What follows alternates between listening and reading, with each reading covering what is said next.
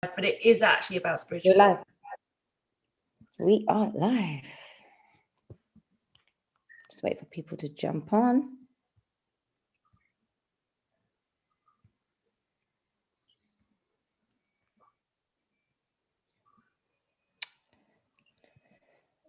Okay, just a few seconds before we get people jumping on. Amelia, it is so good to be with you today. 1 second. Mercury retrograde in full swing. Here we go. Yes, we are live. And we've got a few people jumping on now. I love this. Guys, Richard, always there. Amelia, it is amazing to see you again. Thank you so much for being here with me again today. How are you? I am wonderful, and it is a pleasure, and I've been looking forward to this, and I know we're going to make magic happen. So yeah, you know, after the last one that we did with the girls, I had phenomenal response and it just flowed. And you and I, as we said on the show, I had planned to do one individually. And I'd been pondering today about, you know, what are we going to speak about? And I was guided to just say, look, go with the flow and go live, and it will come. And one of the subjects that I have been thinking about a lot is two things: spiritual warfare, because you touched on that in our last show, but I'd like to do that again when we do the second part to that. But spiritual warfare and spiritual narcissism. Seems to be a lot of spiritual narcissism going around at the moment. But let's start with the spiritual warfare. And I'll speak to this from the point of what was going on with my health. Yeah. And you mentioned something in the last show that, you know, about patterns. Yeah. When you're consistently doing the same thing over and over again and expecting a different result, well, you know, you need to realize and, you know, change something within. However, when you know this, you're in the awareness, you go inside, you're absolutely responsible for everything that takes place in your life. You mentioned something called spiritual warfare. So I did get questions about that and messages. And I thought that would be a really good place to start, Amelia, today. absolutely, yes. It was almost like, I think we were saying, mo peace, mo problems. And what I mean by that is that once you've actually obtained a level of inner peace where your internal landscape and internal environment is a pleasure to be in, when you've silenced the voice within that's berating and bullying you, which 99.9% of humanity experiences most of the time, is this constant voice. Even if sometimes it's clever and it's saying things that sound fun or entertaining, it's still dragging you off path. Anyway, once you're fully on path, what happens is then you have the more impact you are making against the dark, the more the dark has an equal opposite reaction. Which will then mean that you are in a state of spiritual warfare. I wouldn't say everybody's going through spiritual warfare. I do think that there's a true hierarchy of whoever is actually casting the most light, casting the most demons off the planet is going to be, you know, getting hit the hardest. And especially right now, the divine masculine are being very, very hit hard, hit hard, but it's also hurting the divine feminine, because it means that the men we love, whether that's brotherly love, romantic love, fatherly love, whatever, yes, we are seeing them suffer, and so they're getting to us through our heart while also getting them. And then, you know, so there's a lot going on with this spiritual warfare. Now, I can give people tips on the best ways to deal with it and protection techniques and all this sort of stuff. Shielding is very important. I have a group of Violet Flames. Violet Flames, for those that don't know, typically are under 35. They're like the next generation of teachers that will be coming through. And at the moment, they're learning their skills, and they're going to be very important in the process of teaching the younger children that are going to have a lot of magic skills. So they're like the next layer of teachers. Whereas most women over 35 in their 40s, like myself, we're Blue Flames. We're teachers of the teachers, and we're for the now. For the Blue Flames, we're getting hit the hardest at the moment, because we're actually working in the now. But I'm teaching the Violet Flames about this. there's actually something else important that comes directly under this title of spiritual warfare that I want to talk on. It's a huge subject. It's huge. You can tell me if I covered a little bit this in the last live, but it's so important. So within every human in humanity, they have, and there's no exceptions. So anyone who says they're an exception, they're probably possessed by something not good. There is a high self, and there is a dark side. It's your shadow, your ego, your inner critic. It's the part that helps to pull you in the wrong direction. It's self-sabotaging. And then you have the higher self, which is the connection to God. There is just these two things, your connection to God and your separation from God. And it's possible through doing deep inner work, which is what I specialize in, to actually get that shadow side anesthetized. You can't kill it. If anyone says they've killed their ego, they're also lying. It's never going to die. It's not dying. It's not dying. It's not dead. Make sure you remember that, guys. It's important. And again, if anyone says any different, run fast away. That's not the teacher for you. Anyway, so you can't kill the ego.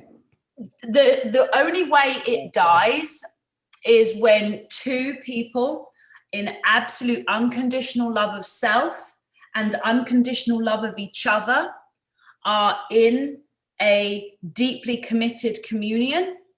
Then it has nowhere to live.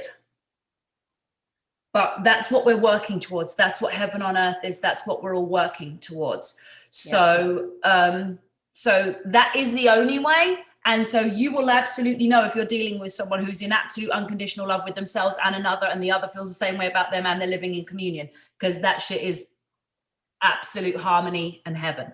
But anyway, most of the people we're talking about, if not all of the people we're talking about, they're definitely not in that.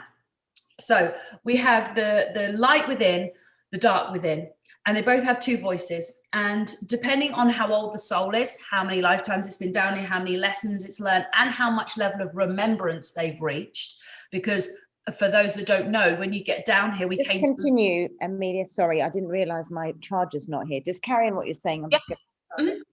A lot of people didn't realize that when you came down here, we came to learn, but the learning process means unlearning. You have to unlearn to then fill the space with the new learning. A lot of people aren't ready to unlearn, so that's why they're not able to learn. Anyway, so we have this dark and this light. The volume depends on the age of your soul, because we have infant souls, youth souls, and mature adult souls. And then there's actually a handful of ancient ones. And that will make the difference between how naturally these volumes are.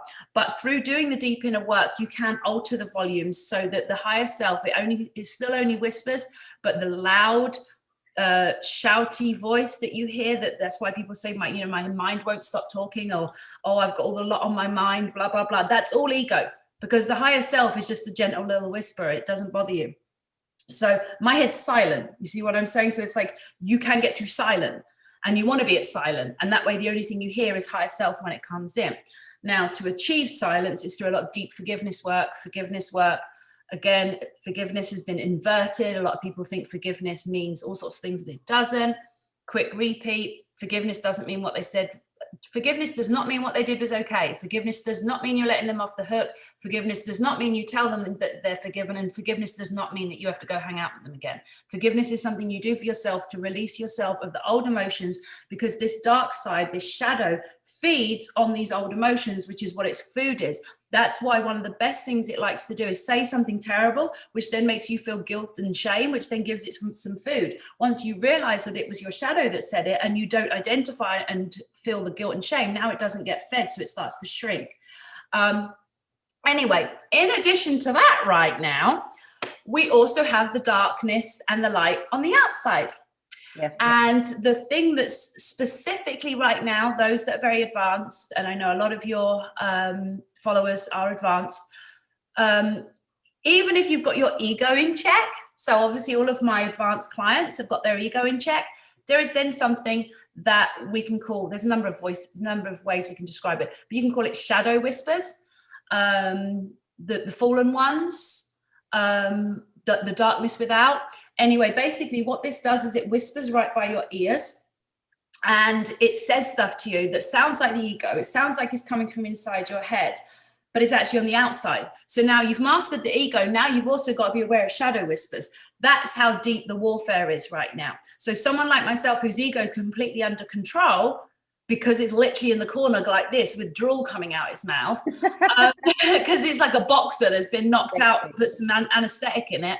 I still hear shadow whispers, but because I'm aware of the shadow whispers, when I hear it, I almost find it amusing. I'm like, you really think you can say that? Like, I'm going to believe it? Oh my gosh. And I just use it as a lesson, because whatever they do, I then teach it to all my clients. So it's kind of, but this is real. So it's what I want people to take away from this is that there is a real spiritual war happening on the outside, on the inside. And just briefly, my angels wanted me to say something about Mr. T, which was, for anyone who doesn't understand what's going on, that man is taking on Satan, nothing less. So anyone who wants to be like, why hasn't this happened? What's this happening? And what's this? And I don't believe this, and blah, blah, blah, blah, blah, blah, blah, blah. Bullshit. The guy is taking on Satan, and we are all here to be God's army against this. And it's going to be a collective effort. And you are either helping the effort or hindering the effort. That's your choices, nothing else. Somebody's just made Stephen Jody, hello, how are you, darling? He's made a good point there, actually. And this is just a generic one. As you balance and harmonize your entire chakra system, you'll have more vitality, and you'll radiate more of life-giving exilia of life down into earth and to humanity. Nice one. Nice point. And, you know, when we recalibrate self and, you know, really go inside and really sort of go to every single corner of what's going on within, and you can actually internalize things from a place of maturity, and sort of you're looking outside in. Yeah. And from a place of acceptance. So it's this balance that we need to get. So it's a very good point there, because we live in this polarized state. Yeah. This duality that's not harmonized. So it's this bipolar sort of, you know, seesaw that's going around. And essentially it's that acceptance. I'll give you an example with what's going on today, like in this spiritual warfare and the ego. I was finding myself getting angry. And what is anger? Anger is a representation of ego as well. Yeah. That's passive aggressive food. Yeah. Anger, passive aggressive behavior towards people who had gone and done the, you know what? Yeah. The thing. The innocent ones, I call them. They're the innocent ones, you know, they're just innocent. It's some of the greatest mistakes people ever make. It's just out of absolute complete ignorance and innocence. Those ones, yes, I granted, and I have met those as well. But I was referring more to people where you've sent information and they're like really educated. They're actually in really good corporate positions and jobs, etc. And I have a brother from Cambridge who got it done. Yeah, well, there you go. You know. And then he even said to me, yeah, I got to see it, but I needed to travel. So my point being is I don't want to get so fixated on the details. It's more my response to it. It was where I was at it. It was a sort of a devastation in itself. Yeah. And there's a lot of people, and I couldn't stop crying, because, you know, there's a lot of fear mongering going on around about what's going to be the aftermath of this. And that has scared well-meaning people. Yeah. To kind of imagine what's going to happen in the future to their loved ones. I get it. And that's myself included. I was shaking when I sort of read some of the stuff and all sorts. But I in the last 3 weeks, it took me a while to work this out. Yeah. This is their journey. Everyone has had choice. Yeah. They've had choice, and you come to a place of acceptance, because this fight is raw, it's real, and it's psychological. And there's so many layers to this that once you come and you really take a back seat from that place of, like, you know, anxiety and like, oh my God, what's going to happen to a future event, and you come into a place of acceptance and say, look, we don't know really truly how this is going to go, in as much as we didn't know how this whole journey was going to pan out. And that's the way I'm trying to deal with this, you know, because it is nerve-wracking at times, Amelia. Oh, honey, and this is the thing that so many people are going through it's the majority of people are going through this. I can tell you that the reason you cried so much is you started a mourning process. That doesn't mean that the worst is going to happen to everyone, but on a soul level, we're mourning them, because even if they stay, they may not be staying in the same level of connection to God where we can still reach them in the soul planes while they're still here. So there's a mourning process. Now, it is their own journey and their own choice. It is to do with the age of the soul. And it's back to what I've been talking about with this higher self and this ego. It's these internal GPSs. One's loud, one's quiet. One will guide you to your best life. One is trying to get you to commit suicide. So now that we know what they have, the fact is those that are making this decision, this voice is louder. It's just the reality. Because again, because I have to travel. Well, you have to travel for work, get another job. You have to travel for your vacation. You're just being an idiot. Honestly, because it's not that important. It's not that important. If they truly, and just because they've watched the research and they've accepted it and agreed that they listen to it, there's only those that, it's like when you have a thirst and you give someone water, they drink it if they have a thirst for it, the thirst for the knowledge. If the thirst wasn't there, they were probably just placating you. They were probably just trying to just pat you on the head and say, yeah, I did what you said. Yeah. So we're living in a world of instant gratification. Yeah. Yes. And people don't want to make that effort to go inside, to actually see and check in with self and see, actually, is this right? What does this represent for me? And why are people saying all of this stuff? So there's so many layers to this, but speaking more in a spiritual context, I just realized very quickly that this is the journey of their own soul, and they've made a conscious choice. And we can cry all we want, but where's that going to get us? Yeah, and the thing is that miracles happen, and yes, and God wins, and we will create heaven on earth, and we will be able to reverse these things eventually, but it's going to take some work. And there will be some casualties because we are at war. And the thing is people there's a couple of things that I'd like to talk about, just things that that feel refreshing to me. I always say I don't want to ever be just like more of these spiritual teachers talking all the same stuff everyone always talks about. No. But for example, people think that if you're spiritual, you're always nice. Whereas in fact, if you're healed, you're always nice to yourself. And if somebody tries to cross your boundaries or do anything to hurt you, again, I'm not one for quoting the Bible, but I know this one's in there with Jesus throwing the table. The point is that, you can defend your boundaries. And this is just something that I'm being guided to talk about, just because a lot of people think that if they are in the persona of, I'm a spiritual person, yeah, I'm good, I'm kind, that you can't tell someone to shut the fuck up, and you absolutely can. Oh my goodness, yes. If you need to. And if someone is, and so knowing first and foremost, we're warriors, we're God's army, we're soldiers. But at the same time, what I want people to understand is that there is a hierarchy in the spiritual world. We are all equal as humans, but we all are of different ages on a soul level, which means this is so important, because I know of a spiritual teacher that's doing a great job of teaching, except the one thing is she doesn't realize that most of her followers are not in the same soul group as her. And so they can't just do what she can do with her mind.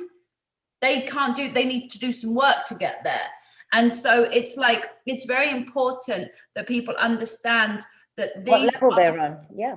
Huh? Where they're at with the journey of the soul. No, I totally get that. And the thing is that, I've said it before, but it's like there's someone with a thirst and you hand them a bottle of water and they really appreciate it. You have someone that's not thirsty at all and you put a fire hose in their mouth. Do you think they're going to say thank you?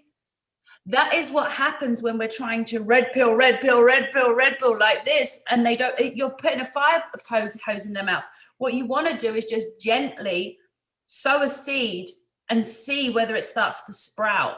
And if it doesn't, just try and enjoy the presence of the relationship as it is, and don't try and change it, because when we're trying to manipulate and control people to believe what we believe and think what we think, not only are you wasting a lot of energy, because only those with a thirst will hear, only those with the ears to hear it will hear it, only those with the eyes to see will see it, and you cannot change that.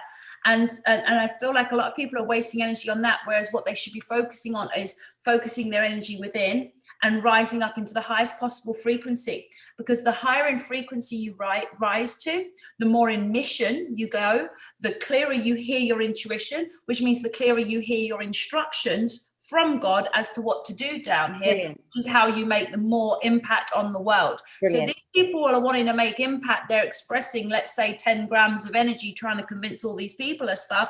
Why not work on yourself, be guided, and maybe do something else, and you can affect 10,000, 10 million people by focusing within first. Absolutely. And I love that. That's really well put. And you have some amazing, seeing Alpa, she's amazing. She's brilliant. Thank you, Amelia. Brian, hi. A lot of people are appreciating some of the points you've made there.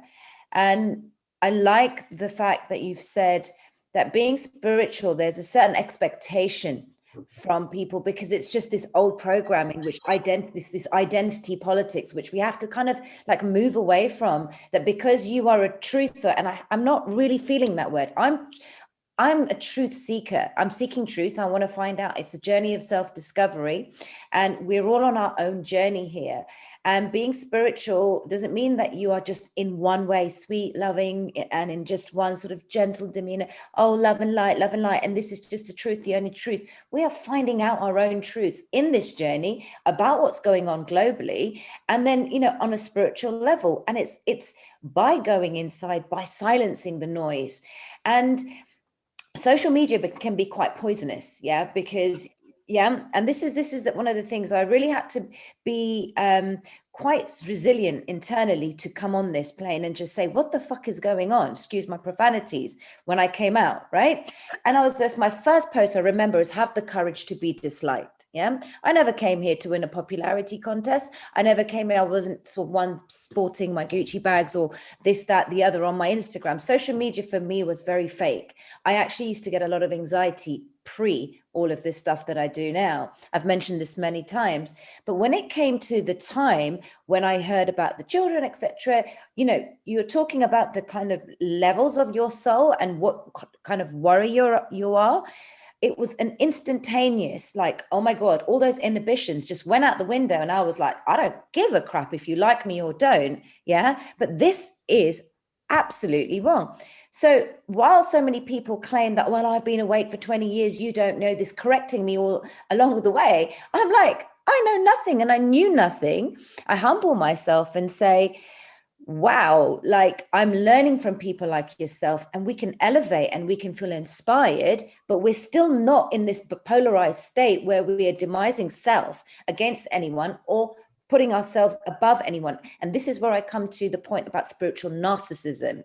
It's this kind of self-centered, egocentric vibe that I have realized in this movement, that my truth's better than your truth. This is how this is done. We are going to learn from everyone, and what's going to resonate with us, depending where we're on in our soul journey. We will take nuggets of information from anyone. I was sat in a coffee shop the other day, and something a child did made me like think, wow, you can learn from anyone. So this truth, in this truth journey, I know there's this, it's an information war, but where we're at the moment, you know, there's a lot to learn, and it's the journey of self-discovery. Absolutely. Me and Laura Eisenhower were having a chat the other day. Hi, Mary. Sorry, there's loads of people coming on. You're firing things up, Amelia. I did a little story, so hopefully some of my guys will jump in too. Me and Laura Eisenhower were on a quick meeting the other day, and we decided just to call ourselves spiritual truthers. Just that's what our little group, our little gang, you know, whether it's Simon Parkes and Charlie Ward and David Rodriguez and Lucy Davis and, you know, Laura Eisenhower and Sean Stone and yourself, we're spiritual truthers, you know, and it's not just being on the truth side, because there's a lot of fear and anger on that side, not just being spiritual, because there's a lot of bypassing and a lot of love and light, love and light. I don't want to hear that. That's not what I want to hear, love and light. And so get love and light and go fuck yourself at the same time. Yeah. There's the t-shirt made for me. Yes, because the thing is that one thing I will give people a tip on, and this is a very important way to be able to identify the true teachers on the planet. And actually one of my clients told me this. He said, you can tell the teacher by its fruit. So you can tell the tree by its fruit. You can tell a what? A teacher by? You can tell the tree by its fruit. Yeah. You can tell the teacher by its students. Right. So in which case, if my students are my fruit, so you can tell the quality of the teacher by its fruit.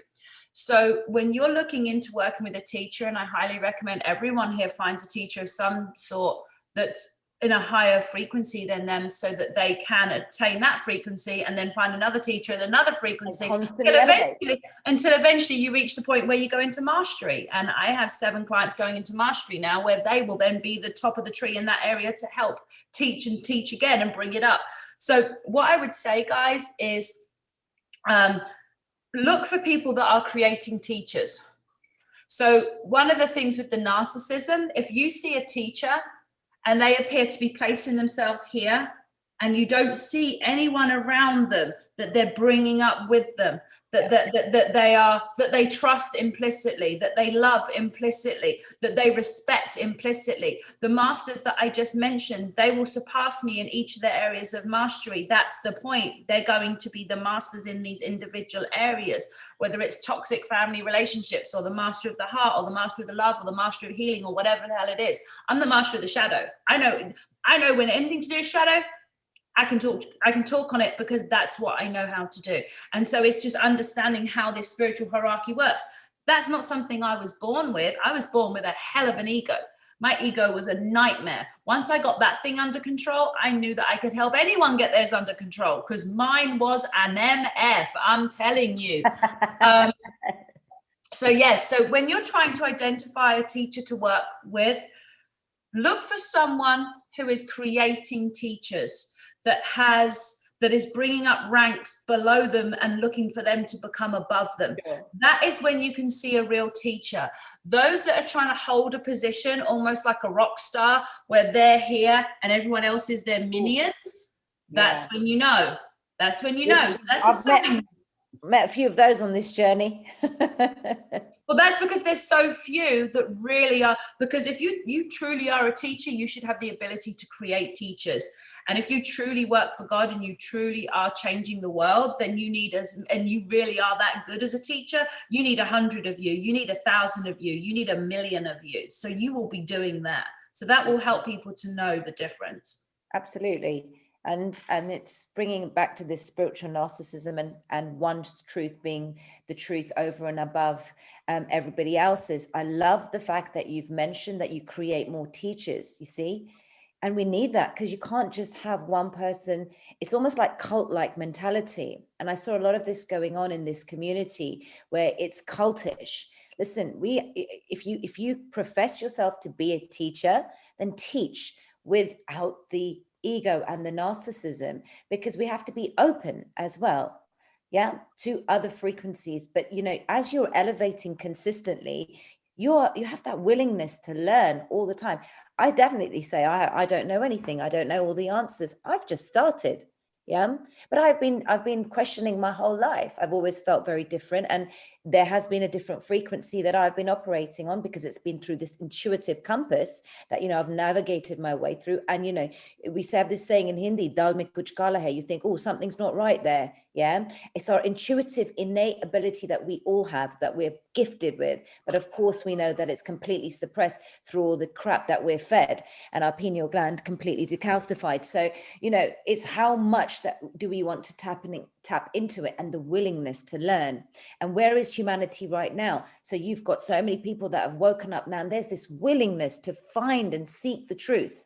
Yeah, to seek the truth, not to say I know the truth, because we're all fallible. We make mistakes. I've made many. I've got things wrong in this. Yeah, because there's that want for justice and truth to come out. And I say this time and time again. However, I've made mistakes. I've said something that didn't happen. Maybe I've, well, speculated that something could happen. It's and you wouldn't have been wrong in doing that, because timelines are jumping and changing. Sometimes when a powerful person speaks on it, the darkness goes and runs to it. Sometimes actually silence is the best option, because if there is something like collectively, that's what, you know, Simon Parks's group, Connecting Consciousness, when someone is saying something and too many conscious, powerful minds think about it at once, the darkness is going to send all it's got in to change the results. So you have to understand where things are always fluctuating.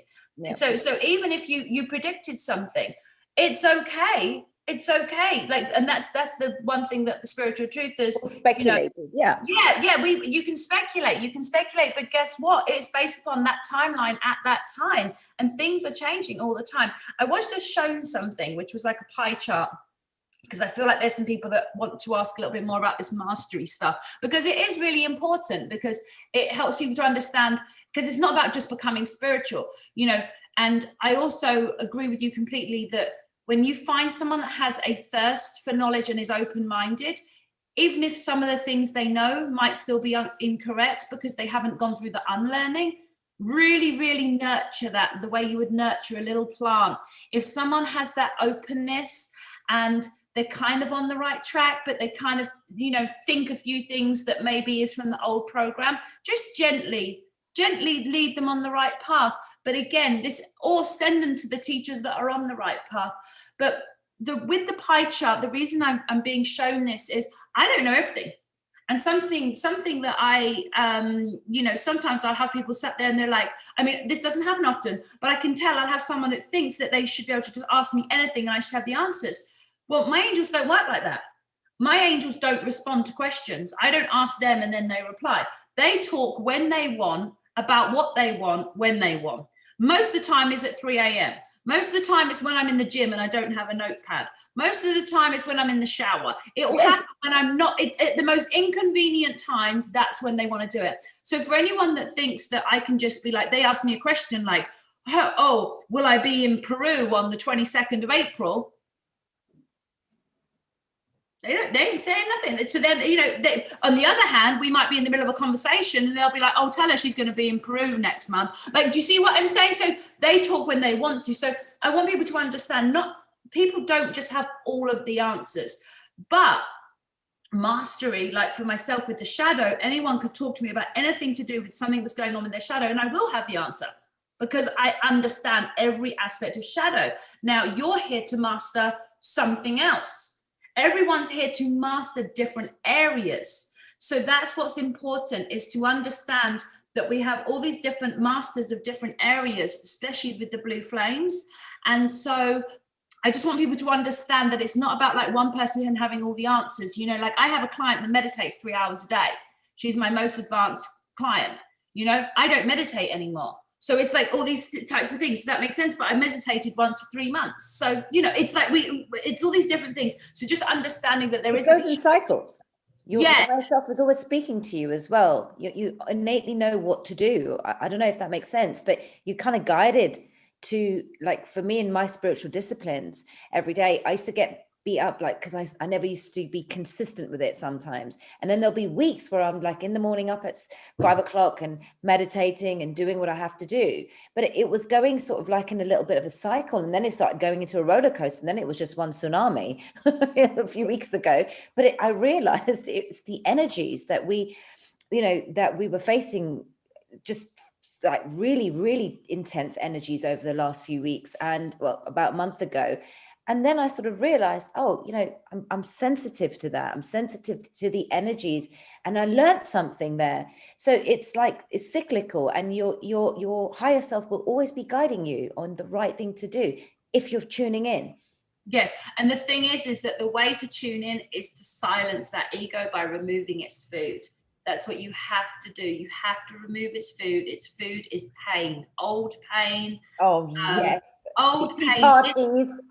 Yeah, old pain, just removing that old pain is key. But yeah, it's just important. I want everyone to understand. So spiritual isn't like this like straight up hierarchy thingy where these are the levels. There's actually different masteries, different areas, because together we can collectively make that full pie chart. That's what we do.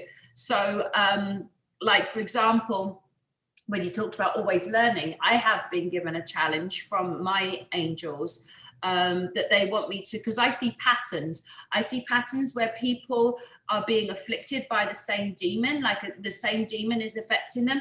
Like I know of someone who has a demon right now, and I've named this one. This one I've called Olina. And basically it's when a girl threatens suicide to the man so he won't break up with her. And this girl also will be blackmailing him and threatening to ruin him. And because I've seen it twice now with two girls that are close to me, their men, the men they want, or the men they were dating, or the man that they would like to be with, it has a girl in their life that's threatening us. One of them actually did commit suicide. So this is real. Well, what you have to remember is the ego's goal is suicide. So you've got the ego and a demon together, it's got a high chance of winning. So I'm just saying, for example, so one of the things I'm learning, just to just share what I'm currently learning, so is to start naming and identifying them, so that when I see one, when I see something operating in someone, I could be like, oh, well, that's Arthur, and that's what he does. This is how it operates. And like literally, and they want me to figure that out. So that's something I'm still working on. So even though after 20,000 hours of study and 1,000 books and having 6 or 7 masters under me, I'm still learning something, because I know it will be helpful when I can actually do that, because it will make it quicker for me to be able to identify what is affecting people. Because again, we've got this ego inside, we got the light and the higher self inside, but then on the outside, we have the darkness working through the fallen ones, the shadow whispers, and that is basically these demons. And then I was at the pool yesterday and I saw some young girls. I thought they were children. Next thing you know, this one's shaking all around. And then I walked past, and when I heard what they were talking about, I was like, oh my God, the Jezebel is literally in both of them. It was awful to see. Luckily, the guy that was with them was a nice guy. In the end, this girl was falling around drunk, bikini half off. This girl looked like literally a child, like I thought she was like 14. She must have been 17. But here, this is what I'm saying. People need to understand. We talk about spiritual warfare. It's actual demons. It's actual demons. And that's why, I have my holy water, which actually I keep my holy water. I have a rosary up here. I have my sage. I mean, this is real. When you're doing this work, it is. You salt around your door frames, and you want to do all that you need to do. But that's only, again, because of what I was talking about, how much impact you're having. So if you're you're reaching out to a lot of people, Amelia, and as much as myself as well. And I thought I was prepared for this, like in the sense that I thought I'm fine and I'm a sovereign being of light, and I do not consent, and I don't even give energy to a lot of that stuff at all. And in this few weeks ago, I thought there was something off. There was something definitely over and beyond, because again, I've recalibrated, realigned, and I get what was going on. And then I got the downloads, because I silenced the mind and I was outside the pain. I wasn't actually feeding the pain. It was like somebody was drilling into my head. And that's what I felt. It was quite intense. So I thought, well, this is not just something happening from a physical plane. And yes, there's the immune stuff, there's the thyroid, there's whatever, the fibromyalgia. I've got that under control, and I thought, why did I mention it? Why did I say it out in public? Has they attacked me through that portal? I was going crazy. However, all started making sense, and recalibrate, and you get it. And you carry on and you fight and you continue to fight. And it's not said, and none of this is, people are learning all the time from each other. People resonate with things that I say. People may not. And I love, like, when people articulate their points on my shows and they have something that where they disagree, but they approach it in such an eloquent and mature way, where I'm like, thanks for pointing that out to me. Yes, you're right. Somebody said something to me, saying, Alpa, I love your shows and everything, but will you stop saying that you got nuked? And I was like, you know what? He's got a fair point. Like, I actually took that on board, and I humbled myself. I didn't get nuked. I just got taken off. It was just the slang terminology, but I could see, I could see the love in what he was saying to me. Yeah. So my ego didn't get sort of here. I didn't feel all, agitated or defensive.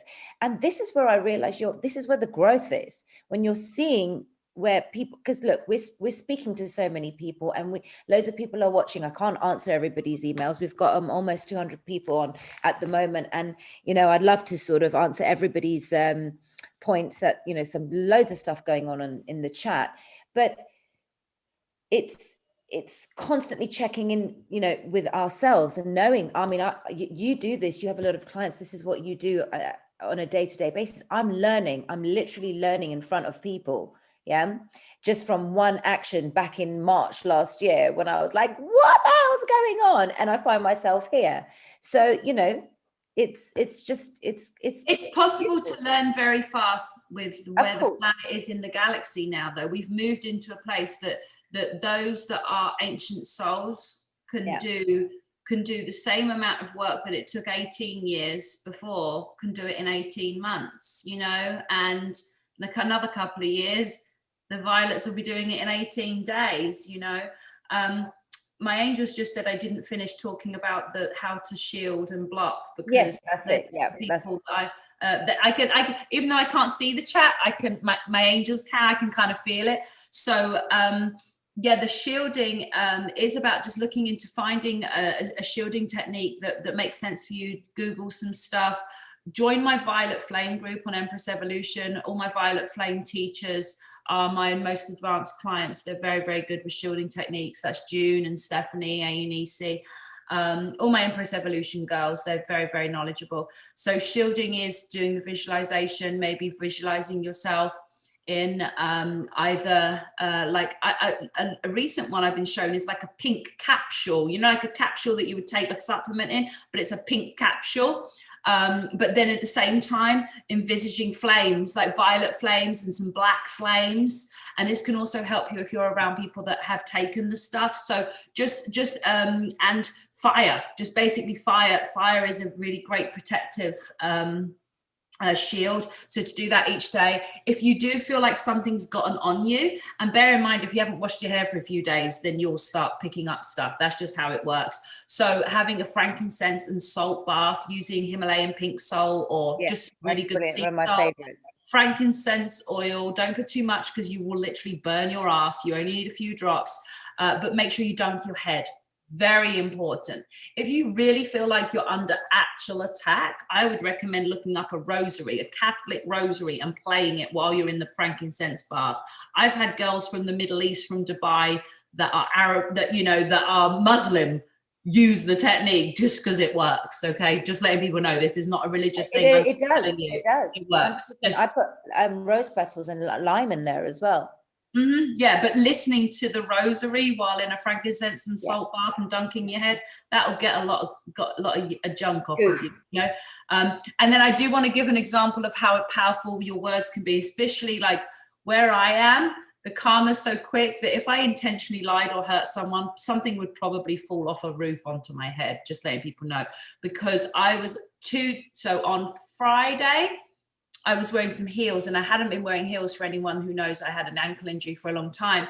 And my friend was like, how am I going to pick you up? I don't want you walking in the rain in the heels. I was like, if anything, I'll just take my shoes off. I was like, I don't give a shit if I have to take my shoes off. So what's the worst that can happen? A piece of glass in my foot? The next day, I step on my brand new rug in my bedroom. I go, ow, lift up, shard of glass poking out of my foot, pulled it out, looked at it, foot's bleeding all over the new rug.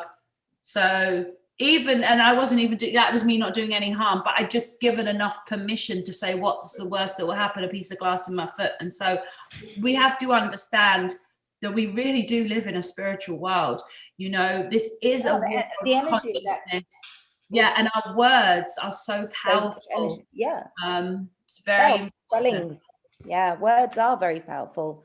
And whatever you put after the I am, be careful. I am enough. I am brilliant. We're taught to actually demise ourselves and lower our self-esteem. I was speaking to a friend over dinner the other day. She's absolutely stunning. And it was very difficult for her to just hear the good stuff. And every next word was a lot of self-deprecating words. I've been picked up on doing that. And I learned that actually it is so powerful to live in that abundance. It's this lack-based mentality that we're so used to or programmed without realizing it, and we're not doing it consciously. Kenzo, stop it. He has this thing to do while I'm on a live. You just sit there still, sit down. I know, my puppy's in his crate. You gonna come out, Bubble? Kenzo is just, I mean, I think my audience is used to Kenzo now. He's got this ball stuck here and he just wants to do this right now. And up until now, he was just sitting in his bed. He's like a child. He plays up. He's got such a personality. If it gets to 4 o'clock, if it gets to 4 o'clock my time, my dog will walk over and very politely tap me on the leg and be like, yeah, it's time for my dinner. I don't know what's happened. I've lost you off camera for a minute. You've gone off camera. What's going on? I just moved the all I have is your name and your voice, so you've turned your video off. Here we go. There you are. It's just the laptop moved. So something that's really important that I did want to talk about that's been coming through is about the divine masculine. Now, obviously, I'm assuming everyone who sees this saw the one that we did with the divine feminines, the 4 of us, the rebellion begins. If someone's watching this and they haven't watched it, I'd literally say pause this, go watch that, then come back, because this is almost like part 2. So I think it's good that they watch that first. But I talked a lot about how the masculine have all masculine, not just divine masculine, have a healing energy that is the counter energy of a lot of the self-deprivation, I'm trying to get the right word, the self-bad talk, what was it called? Self-deprecating. Yes, and actually men hold the, sorry, my angels use words that I don't know. I have to look them up in a dictionary myself sometimes. The anticipus of that is the masculine energy. Now, the only way to receive the healing from the masculine, though, is for you to be in this rose quartz capsule shape of absolute self-glorification. Now, that's the word I'm getting because I want to take self-love up to the highest level, because self-love is the key to everything.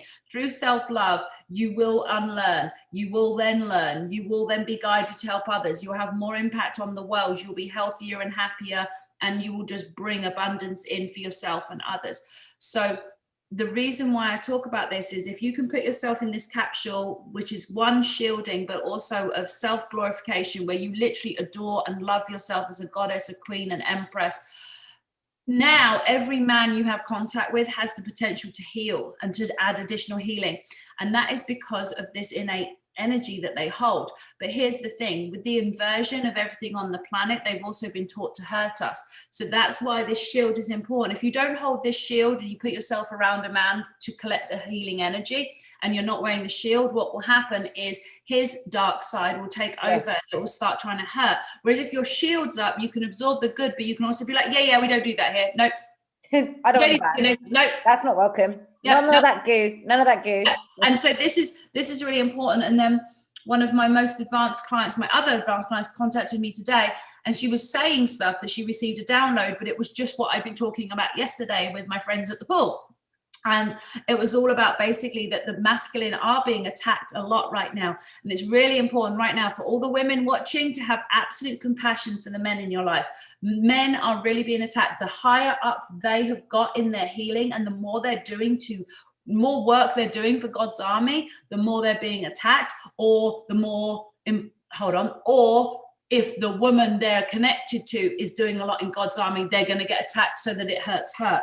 So, this is really important. So I have a solution for it though as well. You are to be of partner energy. You are not to go into mother energy, which is condescending and belittling and emasculating, but you also don't go in child energy, which is needy and wanty and nothing's good enough and, just stamping feet. Yeah. So basically women need to be in the partner energy. We need to understand these men have healing energy for us. They give it to us just by being in our presence, but it's very important that you are in this rose quartz pink shield of self-glorification so that you can receive the healing. But when the inversion comes in and tries to make them hurt you, you can repel it and bounce it off without having to use any energy. Wow. There is, There is a lot to be said to that. And I'm speaking to some divine masculine energies at the moment, and we speak to this, but I haven't even interpreted this in this context. So that's very powerful, Amelia, definitely. I have a question about this though. Sorry, just 1 second. Kenzo's, just give me 1 second. Sorry, guys. Kenzo's just going crazy. Yeah, we speak about the divine feminine a lot. Yeah. And the divine feminine within the feminine energy, and within the feminine, the female itself. But then there's the divine masculine within, the duality. So it depends which is sort of where the balance is between both, and also the same to men.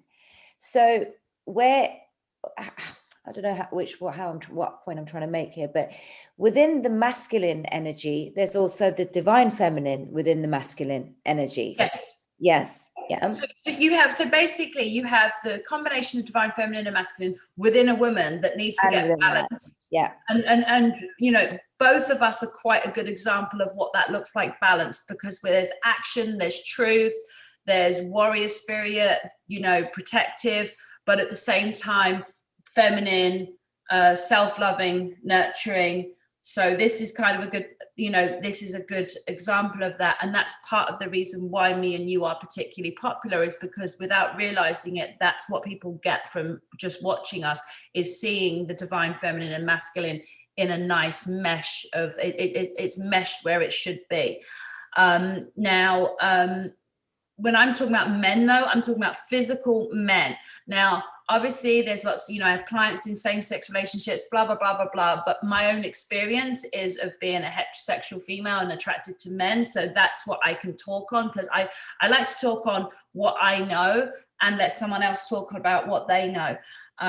But yeah, so you have the balance of divine feminine and masculine within the individual. And then you have the fact that, but I want everyone to come away from today watching this with new eyes on all the men in their life and all the men they see in the street and all the men everywhere, understanding that those men actually carry healing energy, and it's not just the spiritual ones. And this is really important. And I can kind of give an example of it as well, because you know the sort of things that women hear either from their ego or from the shadow whispers. Oh, you're not good enough, you're not pretty enough, you're not attractive enough.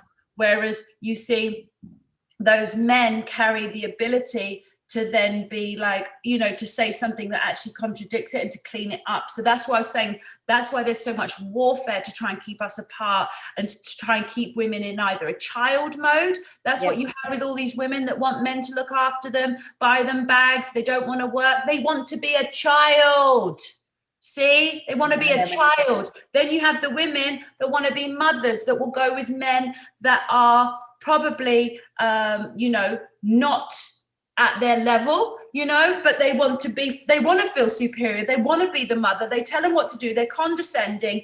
They're speaking down to the men. You see what I'm saying? You're a partner. Such an imbalance there. Yes, and it's been encouraged. And then if you look at it from the man's perspective, you have the men that are like children. They just want this from you, and they want it when they want, and they want it at what time they want, and they have no respect and boundaries because they're just a child. And then you have the father one, where you have the man that's trying to school you and be condescending and have a lack of respect. And this is again unhealthy, in the unhealthy father, mother, unhealthy child role. Then when you have the equal adults, this is where we have to meet people at. This is where we have to meet people at. And it's really important for people to understand that, because we're being attacked through the divine feminine and masculine. That's why the enemy is trying to make us just all asexual. And get rid of the, you know, because if they could get rid of the masculines, or at least remove the masculinity from the masculines, this healing power that I'm talking about, that's magical, that they all carry, it wouldn't exist anymore. And then we need it.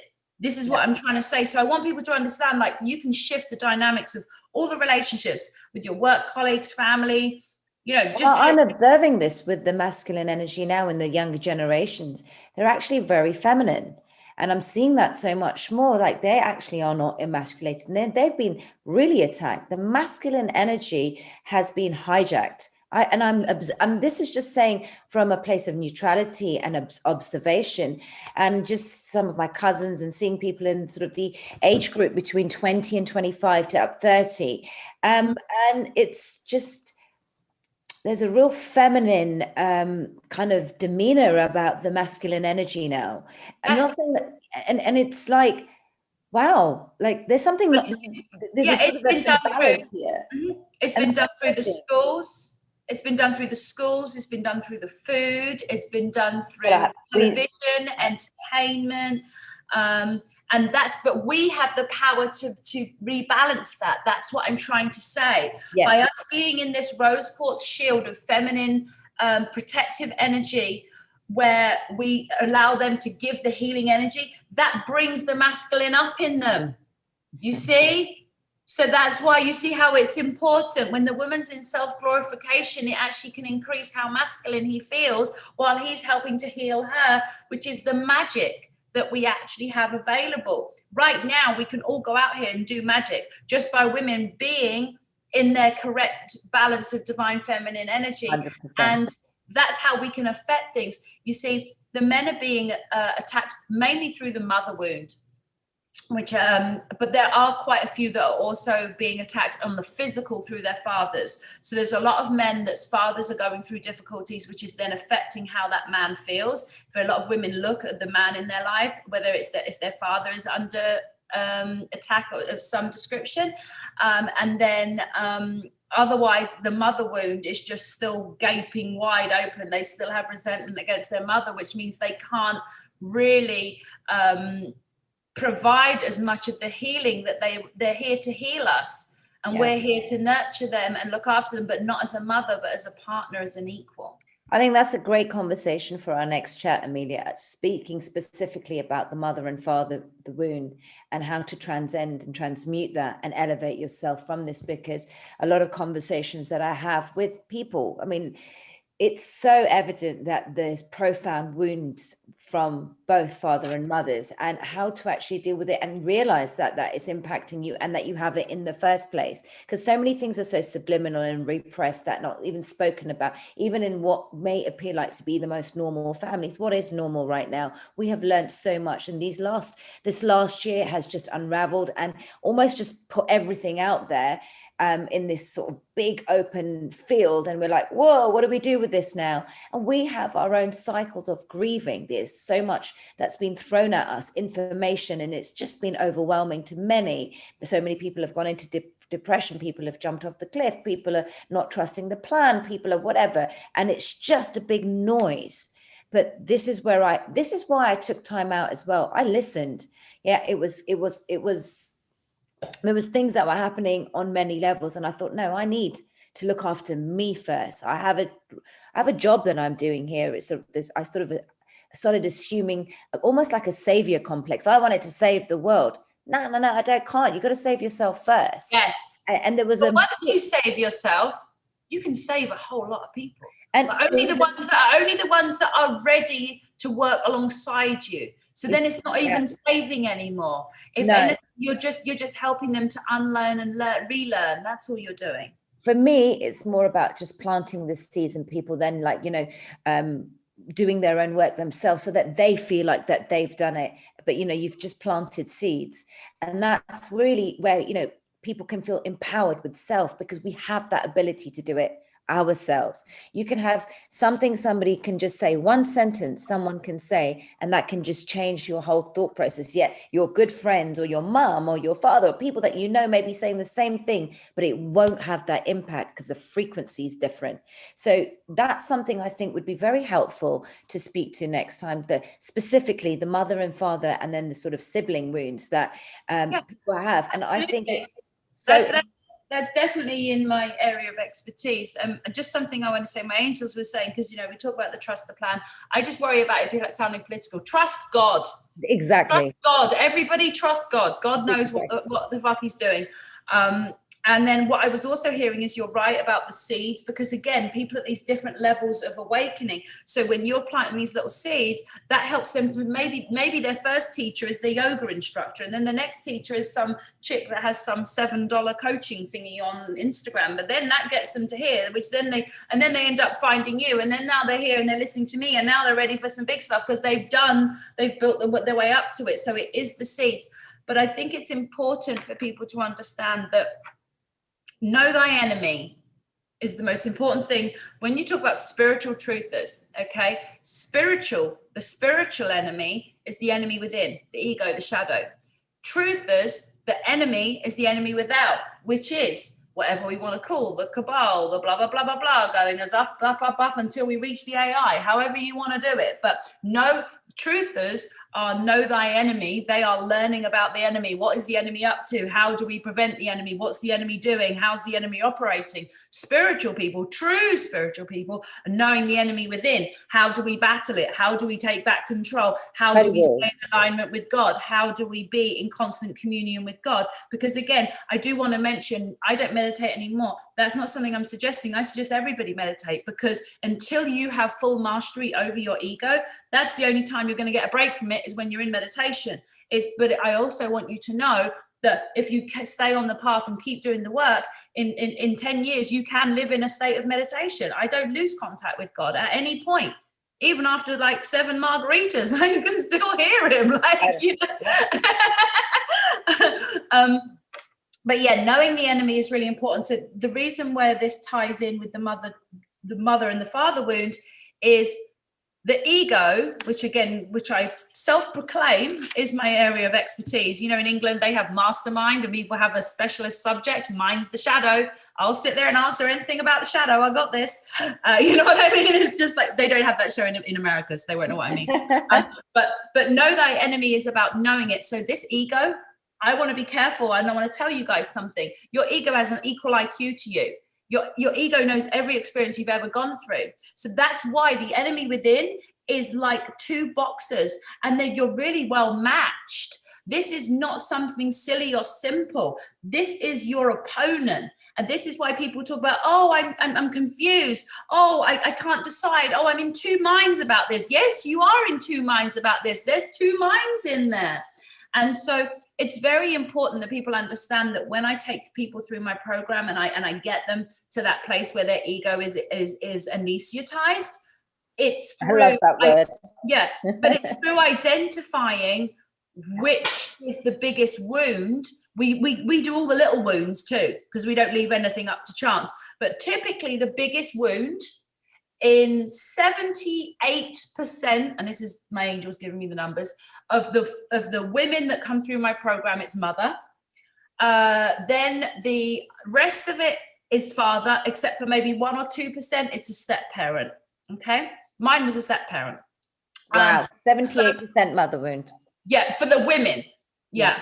Now with the men, it's different, because I'm training some male coaches now. I have an ex-special forces military guy that's also very, very, very big on meditation. He's about to start training as a coach. And I have an ex-LA Lakers player that's about to start training as a coach too. Because what I wanted to do was, I do take male clients now, but I wanted to have coaches that the men could really relate to. You know what I mean? Like sports players and guys that went to West Point and could have joined this, you know what I'm saying? That like special forces guys. So that's what we're working on now, because this is the goal, guys. We've got to heal the world, but it starts with you.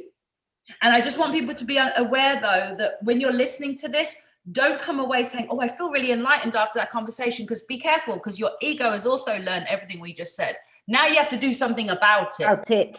There we go. Don't feel like this is your spiritual evolvement and your spiritual development listening to us. It's not. Education without clearing actually feeds the ego, because it makes it more intelligence. And now it has even longer, stronger words to use when you're talking with someone who potentially can teach you, and you will argue back why you shouldn't do it, because you're using words like, oh, it doesn't resonate with me. That's ego.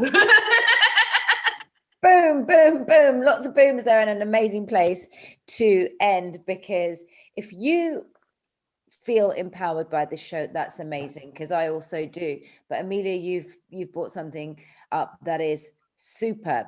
And I think everyone should take away that you have to go and do the work outside this, because we can all listen to something for 5 minutes, feel elevated, empowered, and then have a lull. And that seems to be the thing, is how we manage self through all the waves and the different emotions. And trust me, it's happened to me as well. I had to recognize it. I had to face that shadow self within, that I'm actually letting this one situation let me dip every single time. And it was just facing it and insanity, doing the same thing over and over and over again and expecting a different result. You have to change the vibration, the frequency that, you know, you're feeding that situation. Yes, it's great to be aware. Be aware, and you think, right, I'm doing the work, I'm listening to this, I'm listening to that. That's almost like a sense of escapism as well, because you're going outside consistently. You're shutting down the noise, because sometimes you can go into a state of overwhelm. Right? You listen to this person, and then that person says something, and then this person, oh, what happened? Anxiety. He said this, and then she said that, and you're not this, and you're this, blah, blah, blah, blah, blah. You're seeing a lot of that noise go on at the moment.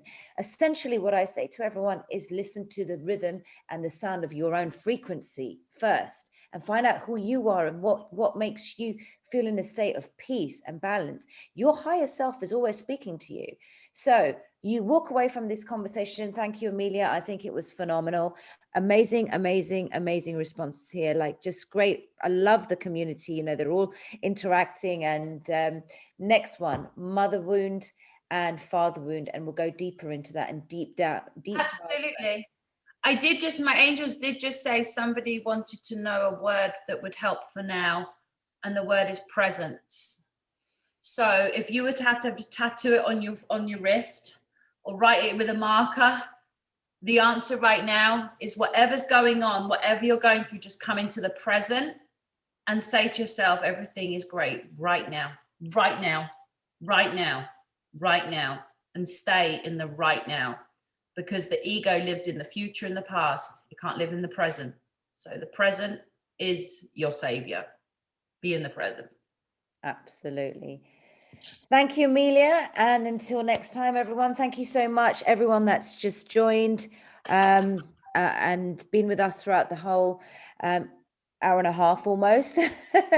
Thank you so much. I know you've got something. So yeah, thank you, everyone. And Love you, darling. next time, here we go.